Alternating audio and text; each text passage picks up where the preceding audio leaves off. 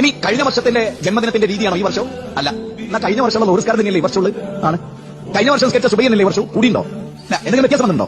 എന്നാ നബിദിനം ഏതെങ്കിലും ഒരു കൊല്ലത്തെ പോലെ നാട്ടുമല്ലോ? അല്ല. അതിന് മാത്രം മനസ്സിലാകാതെ എന്തല്ല പ്രമാണത്ത് പഠിപ്പിക്കപ്പെട്ടാണെങ്കിൽ നബിയുടെ വഫാത്തിന് ശൈലി കൂടുവോ? നിങ്ങൾക്ക് ഇഷ്ടപ്പെട്ട ഒരു ഉസ്താദിനോട് അതെന്ത് മുന്തിയ ഉസ്താദ് നിങ്ങൾ കേരളത്തിൽ കിട്ടുന്ന ഏറ്റവും മുന്തിയ ഉസ്താദിനെ മനസ്സിൽ സങ്കല്പിച്ചു നോക്കി. സംശയം ലഭ്യം, കമറിൽ ലഭ്യം, ഇനി അതിനേക്കാൾ വലിയ മേലെ നല്ല ഉലമാക്കൾ ഉണ്ടെങ്കിൽ നിങ്ങൾ ആ ഉലമായിട്ട് എടുത്ത് എന്നിട്ട് ഇങ്ങനെ പറയാം, ചെറിയ പെരുന്നാളിന് എന്തൊക്കെ കാര്യമാണ് ഉസ്താദെ സുബൈക്ക് മുതൽ ചെയ്യേണ്ടത്? അത് ബുഖാരിയും മുസ്ലിമും അബൂദാവൂദും തുർമുദിയും 4 മദ്ഹബിന്റെ ഇമാമികളുടെ ഗ്രന്ഥത്തിനൊക്കെ എനിക്കൊന്ന് കണ്ണുകൊണ്ട് കാണാനാണ്. നിങ്ങളൊന്നും എനിക്ക് കാണിച്ചു തരുമോ? ഇതൊക്കെ നമുക്ക് ഹദീസിൽ ഉസ്താദ് പഠിപ്പിച്ചു. ഇത് നിങ്ങൾ മെല്ലെ ചോദിക്കും, ഉസ്താദെ ചെറിയ പെരുന്നാളും വലിയ പെരുന്നാളും ഹജ്ജും ഉംറയും ഇതൊക്കെ ഹദീസിലുണ്ട്. ഇനി ഞങ്ങളോട് ചോദിക്കുന്നത് നബിദിനത്തിന്റെ പ്രഭാതത്തിൽ റബീഉൽ അവ്വൽ 12 രാവിലെ ഞാൻ എന്തൊക്കെ കാര്യം ചെയ്യണമെന്നാണ് ബുഖാരിയിലുള്ളത്? ഒരൊറ്റ കിതാബ്.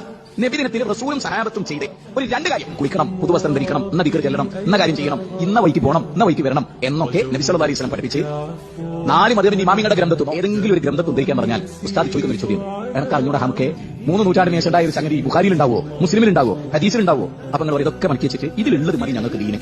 അപ്പൊ അറിയാം നിങ്ങൾക്ക് ഈ ഞാനിപ്പറഞ്ഞ ഡയലോഗ് ആയിരിക്കും പറയാം. പണ്ട് കെ ഉമർ മൗലവിയോട് പറഞ്ഞു, നമുക്ക് ഈ തല തിരിഞ്ഞോ, തല തിരിഞ്ഞാൽ കാര്യം തിരിഞ്ഞതാണ്.